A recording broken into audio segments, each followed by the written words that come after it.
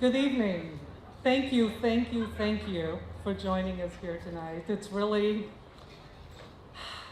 always a great honor to be with a group of people that allow the light to exist, that make it a reality, a possibility. So I'm thrilled to be here to celebrate with you our second year of publication. It's incredible.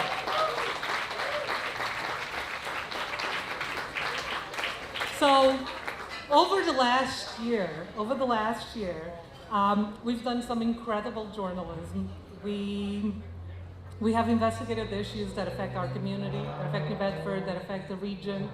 You know, nothing is more rewarding to me than to be at a social gathering where people have no idea that I have any connection to the light, and suddenly I hear somebody say, "Did you see that video about housing in New Bedford?" You know? Did you read that piece about, about drug abuse? Did you read that piece about City Hall? It's hard to explain how rewarding that is for someone who was there at day one when we were just discussing, we have almost a news desert in New Bedford. What are we going to do about it, right? So we've come so incredibly far, and these 2 years have been deeply fulfilling, I think, for those of us who have partaken in this journey of creating the New Bedford Light.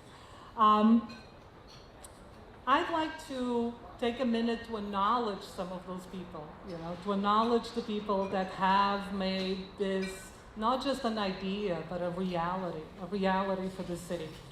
I am going to start with the founders. And if you're a founder, please raise your hand. Okay, I want to acknowledge you.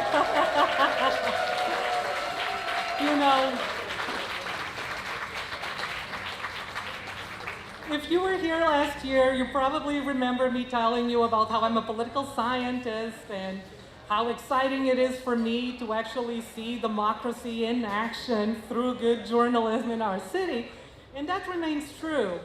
But I think that at another level, for those of us who are founders, the New Bedford Light is a love letter to our community, right? It's an expression of love for the city and belief in what the city can do and how great it truly is for those of us who love it, who live it, and who want to see it thrive, right?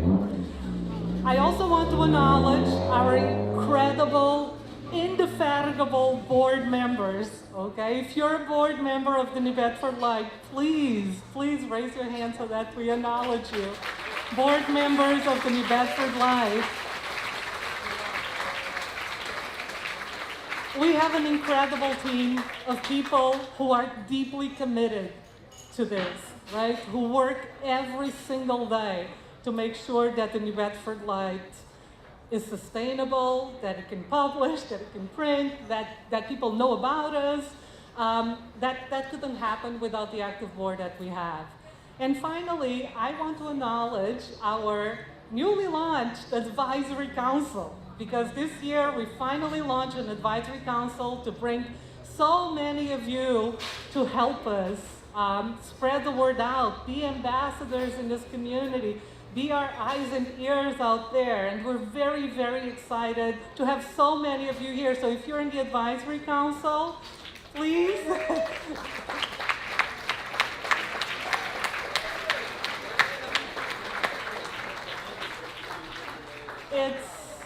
It's been an incredible ride so far.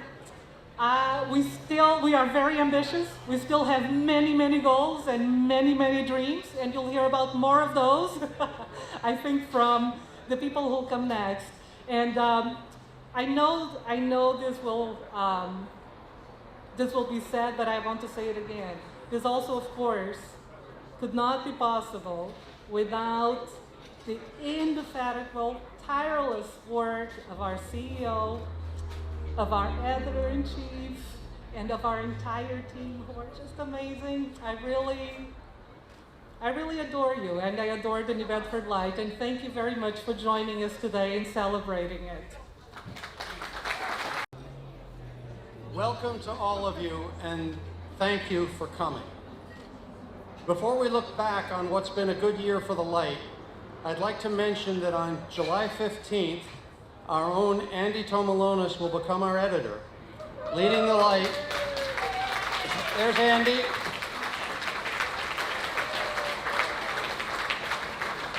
He will be leading the Light into our third year of publishing fair and impactful local and regional news, and here's to Andy.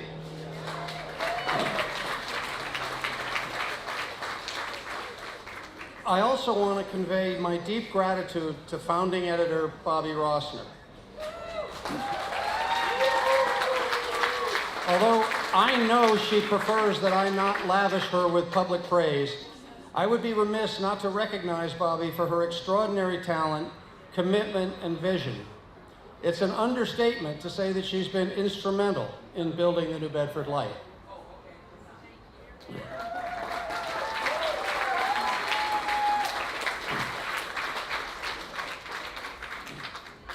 Two years and 3 months ago, I was the only person in the business office because I wanted to make sure that all the money went to the newsroom. That was a lot of interesting experiences. But now I want to acknowledge the Light staff who helped create this event: Peter Andrews, Crystal Walsh, Joanne Costa, and Leanne Camara.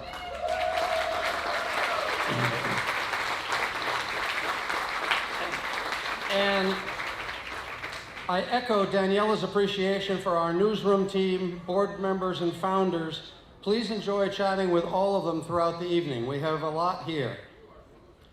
And to all of you, the real message is, we wouldn't be here without your support. It's because of you that New Bedford has access to free, credible, and in-depth journalism. It's because of all of you.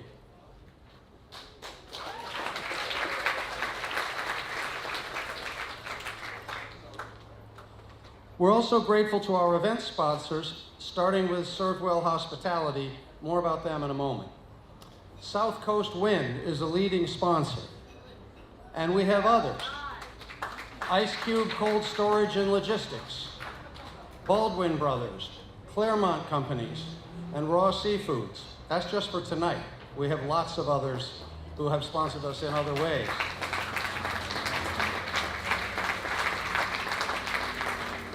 Moving on, I want to now thank and introduce Steve Silverstein.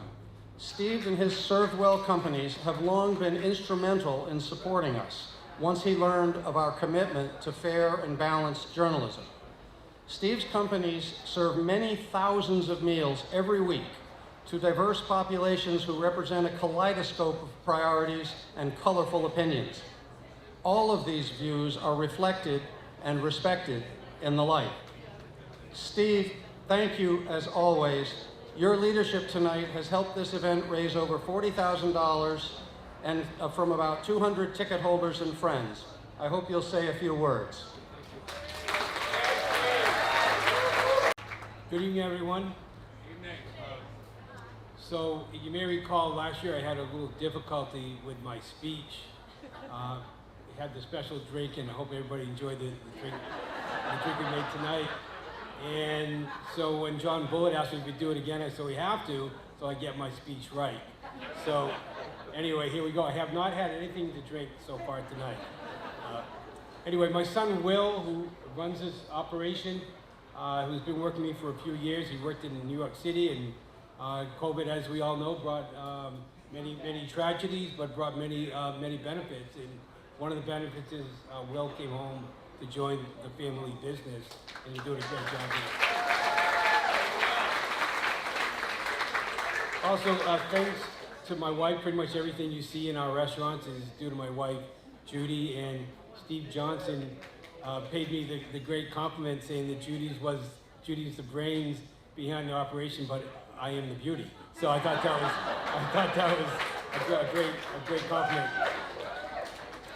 Anyway, you know, in my opinion, I'm a real New Bedford guy. My family's been in business here since the late 1800s. Will and I represent the continuation of the family legacy. My great-grandfather began on South Water Street, that my dad describes to me as the High Street of New Bedford.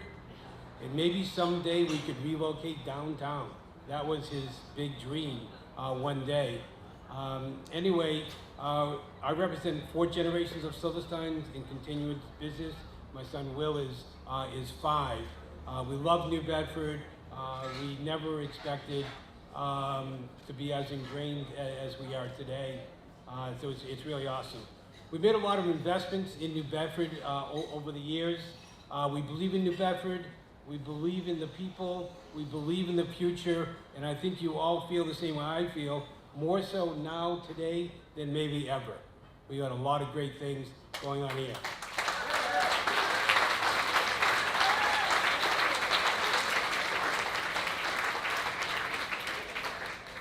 And the reason that we invest is because of the people. I see so many faces as I stand here today. It's the people who have been so supportive to us, and we in turn want to reciprocate that support, and that's part of our mandate as a company, to continue to invest in the people in New Bedford. And I'd like to tell you about all the things I have going on. No, I'm only kidding. Start with the state pier. No, that's not. We're not going to talk about that. So we're delighted to host this gala because we believe in the New Bedford Light. We see the same excellence of service, commitment to hospitality in their way, commitment to honesty and transparency. The Light's had a little more success than we've had. They've done in 2 years what it took us 120 years to do. So congratulations to them. That's truly remarkable. So as a business guy, kind of no-nonsense person, I support the Light for 2 primary reasons. First of all, we all need accountability. We need to hold ourselves accountable. We need to hold our leaders accountable. We need accountability. As we all know, unfortunately, sadly, democracy and journalism are under attack from everywhere. And as citizens, we need to stand up and fight for that very crucial right.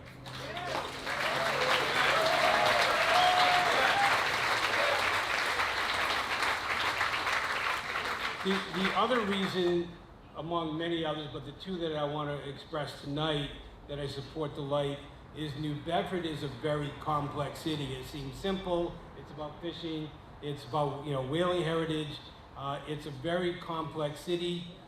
Some people think they figure it out in a day. I think it takes a lifetime to figure it out, and that's part of the role of the Light, is to shed the light on what's going on in New Bedford, and to help us to understand this complex city that we all live in here by the sea.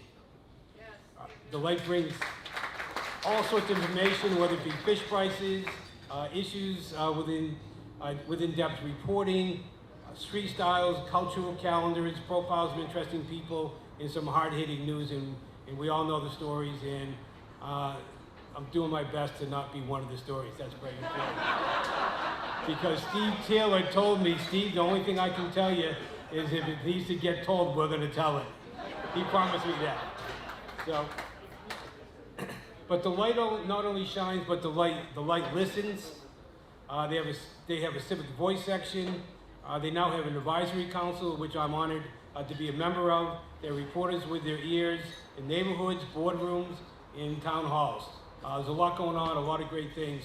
So I want to thank you for coming and supporting the Light as we so enthusiastically do. Enjoy yourself, and I look forward to our 3rd annual. Thank you very much. I'm Bobby Rossner. I am the founding editor of the New Bedford Light.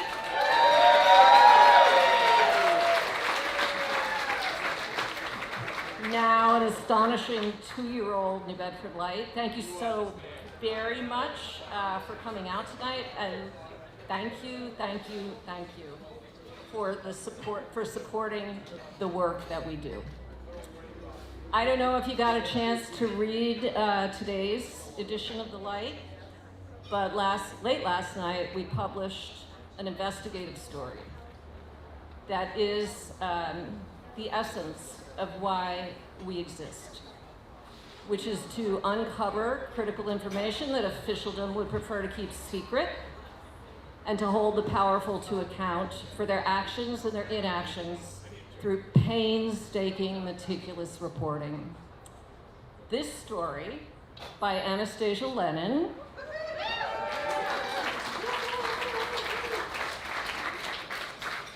details years of sexual harassment and other misconduct complaints against a New Bedford police sergeant, variously assigned to work with the city's most vulnerable residents, young people at our public schools, those struggling with mental health and substance abuse problems. He has been investigated numerous times by the Internal Affairs Division of the Police Department, by outside counsel, and yet, as far as we can tell, his only consequence has been a referral for anti-harassment training, already required of all city employees. Over the last 3 months, the Light has filed more than a dozen public records requests with city departments, 3 appeals to the state, all to dig out these facts. We do this again and again, day after day.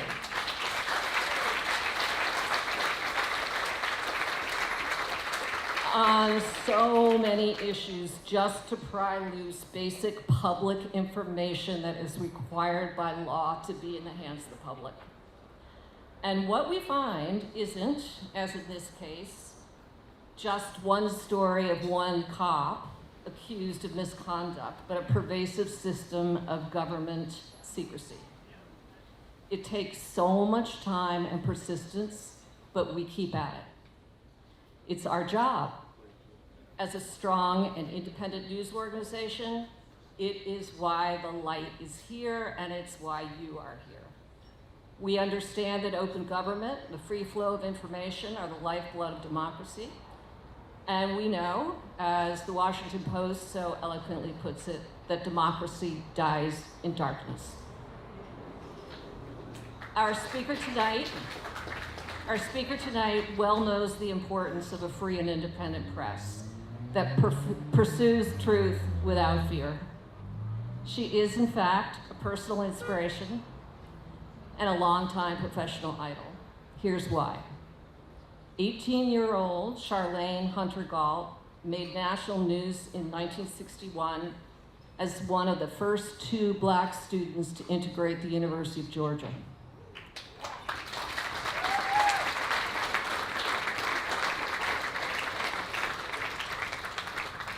Just a few years later, she chose covering the news over being the news, eventually becoming one of the most pioneering and acclaimed journalists of our time. She's made her mark at some of the world's most vaunted journalistic institutions, The New Yorker, New York Times, NPR, PBS, where she was often the only Black woman in the newsroom. She's covered many, many topics and events, from the civil rights movement to the election of America's first Black president. Her work, taken as a whole, is a groundbreaking view into Black experience and the issues that define it. She is the author of 5 books, including her recently published My People, 5 decades of writing about Black lives. She lives in Florida and Martha's Vineyard, and it should be noted, she is a dear friend of our very own Jeannie Costa, a New Bedford Light founder and board member, an amazing community force who has arranged for Charlene to be with us tonight. So thank you, Jeannie, and welcome, Charlene. I don't think that I have to tell any of you how happy I am to be here. Although I sat over there and ate like a pig, I hope that it's obvious how excited I am to be here. In a way, back home. Now, if I began to delineate all of the people here and my history with New Bedford, I would run out of the 2 minutes they told me I had to speak. So as a journalist who worked in television, I'm going to look at the clock and try to meet the deadline. She's telling me again, 2 minutes. So it's 7:08.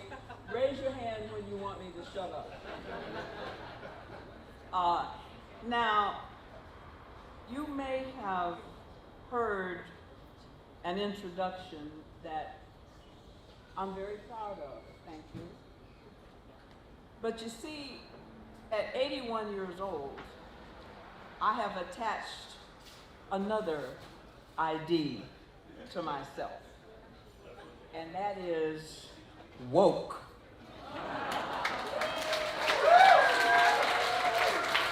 Okay, don't applaud too long, because I only have, you're going to give me the sign. But in that ID of being woke, I often on occasions like this turn to the words of the woke brother, some of you will know, LL Cool J. Some of you did know, okay? Don't call it a new J, LL Cool J says. I've been here for years. And on occasion these days, where there are a lot of new things out there, I come with the hope developed from my history. And it is because of that, I come with a history of practicing the kind of journalism you've just heard about. My goodness, congratulations to you. Oh, really. And it's happening everywhere, so get the money from these people and travel to a few other places where it's happening. But I'm here because of my history. Practicing the kind of journalism you've just heard the New Bedford Light does, shining a light on the community in which it lives. Providing news that is real to them. Real, regardless of race, creed, color, or gender.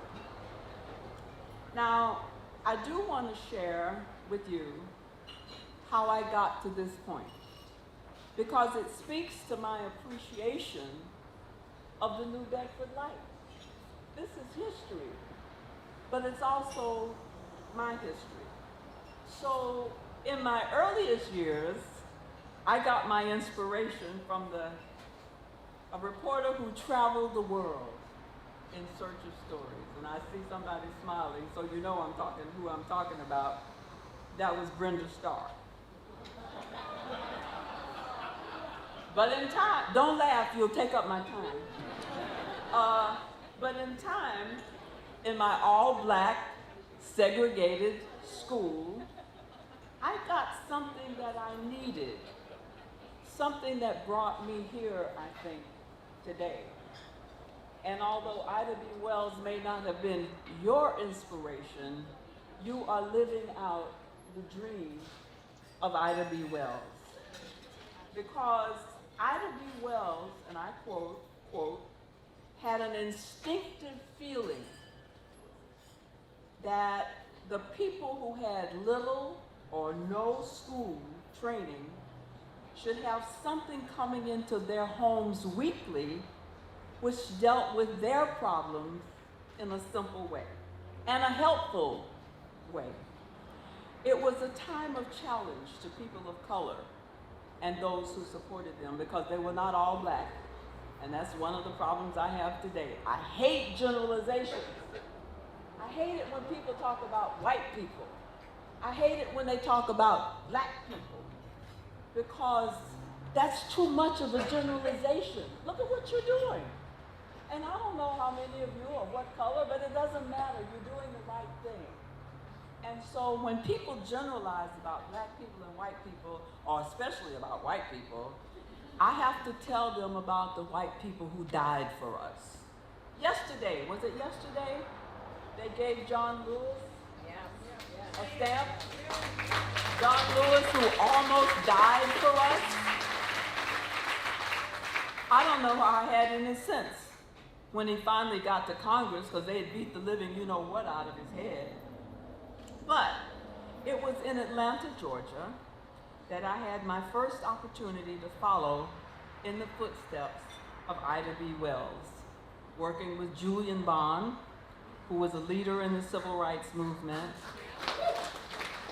and my dear friend, and M. Carl Holman, who was a professor at Clark, English professor at Clark College. And they created an upstart newspaper called the Atlanta Inquirer. It was started because, and I'm going to generalize in this instance because it's the case, a white newspaper rarely covered in detail the activities of the Atlanta student movement. But neither did the black paper. Because the black paper, the oldest black paper in the country, advertisers were mostly white. So they couldn't do what needed to be done out of fear of offending their white supporters. But these young people who worked with me, well, I'm running ahead of myself, but they were not dependent on any white advertisers.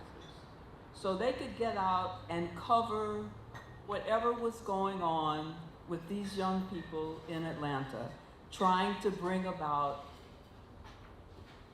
I guess you would say, adherence to the 1954 decision.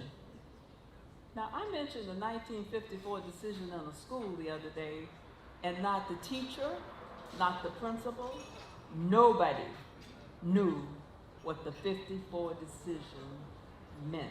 Now, they may now know a little bit because it's starting to be a little bit in the news. But if I could indulge you for a few minutes, as I briefly go back over my 60 years, I wanted to work on the student newspaper at the University of Georgia. Now, you heard that I integrated the University of Georgia? No, sorry about that. I desegregated it. There's a difference. Which is one of the things that we need to be very careful in our writing, that we are accurate in terms of how we describe things. But anyway, I go there, and I wanted to be a journalist. That was the whole case. So I go to the Red and Black, which is a student newspaper, and wait for assignments. But Athens, Georgia was still segregated, and the white students at the newspaper didn't want to work with me. And so Tom Johnson, who was the editor and later became head of CNN, was all for me, but there was a little that he could do.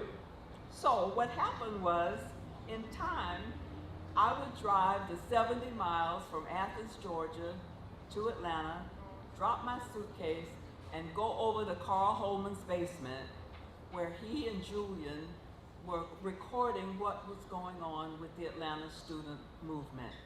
They would get arrested, that was the point, so that they could make cases that challenged the lack of compliance with the 54 decision. And so I would work, the students would get arrested, then they would get bailed out, and they would come to Carl's basement and tell their story, and I would write it up. But in time, I got sick of being in the basement. And so I said, I got to get in the street.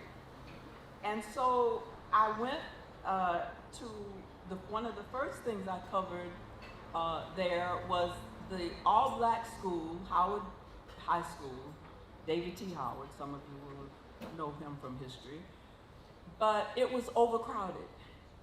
But in order to get classes, they had to pass an all-white school that was virtually empty to get to a bunch of, I don't see any out there, but they were shacks that had been set up for these black kids. And that was the time that I realized how much power I had. I didn't know up to that point, but I called and asked to speak to the superintendent of schools. This is Charlene Hunter from the Atlanta Inquirer. She came to the phone.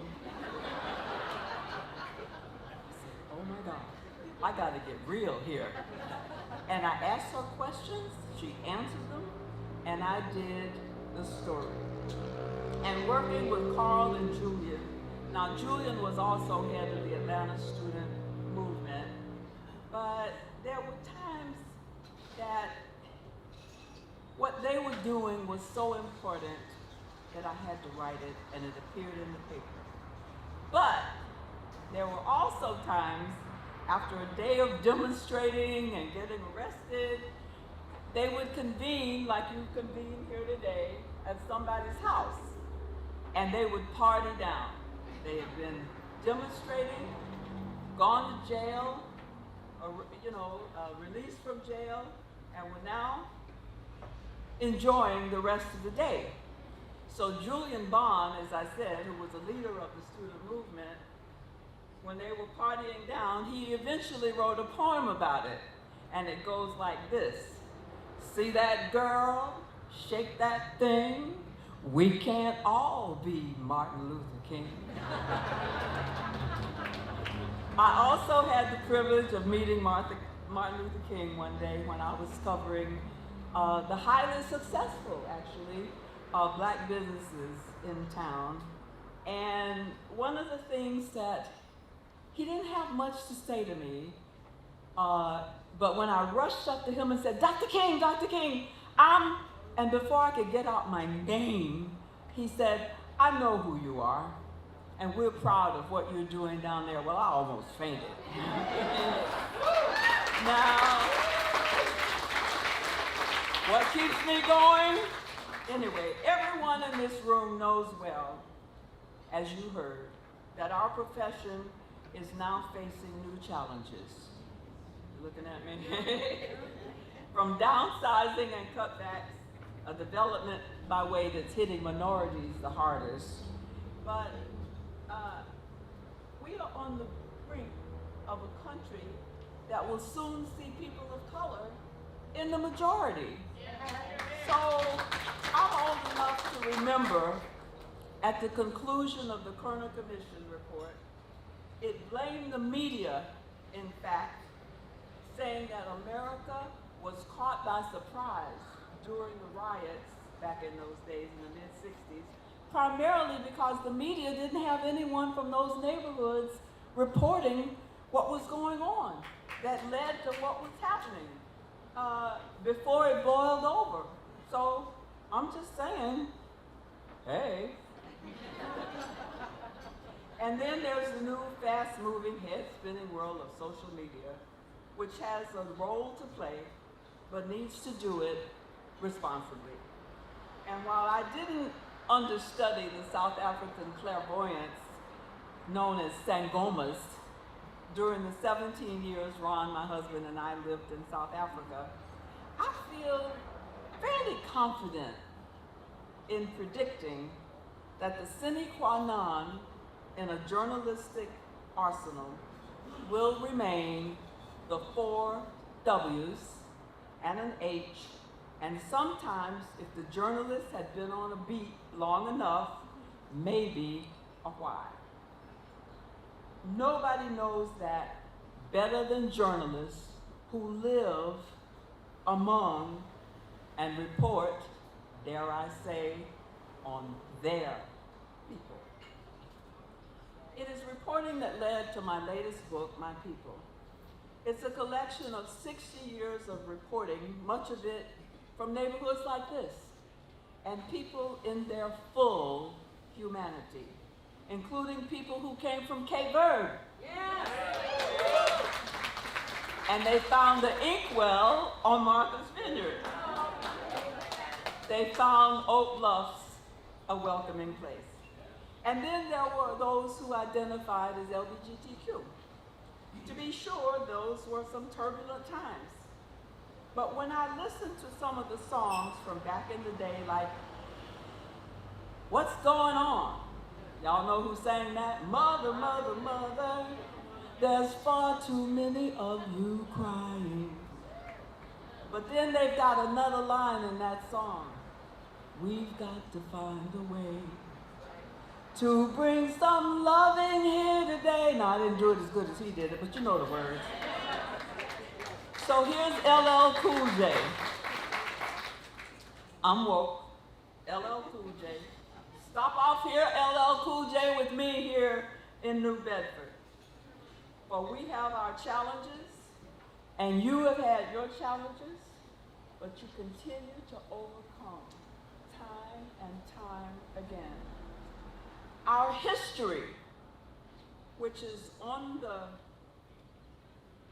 I'm not going to let it be on the chopping block, although there are people who want it on the chopping block, but that ain't going to happen, okay?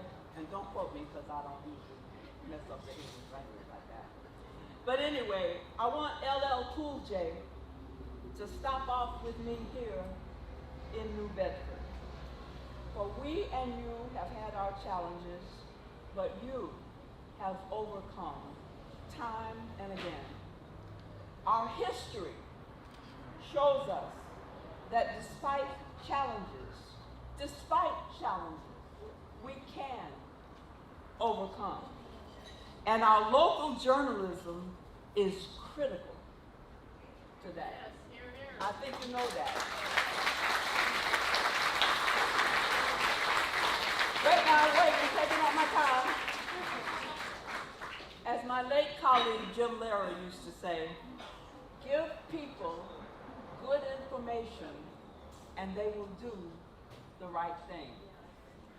And that's still relevant today, as are the words of another great journalist in a different context. It was he who said, this instrument can teach, it can illuminate, it can inspire, but it can only do so to the extent that human beings are willing to use it to those ends. Otherwise, it's merely lights and wires in a box. Hello, New Bedford Light. You got that?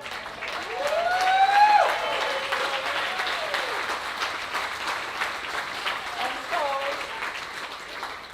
in conclusion, let me say, your work, and I've been so thrilled to meet so many of you this evening, your work is some of what inspires me to keep on keeping on. For as Jeff Tubin once said, he learned from his mother, the pioneering journalist Marlene Sanders, and if you don't know about her, look her up. He said that his mother, he didn't say this, but it was in effect that engagement in the world inhibits aging.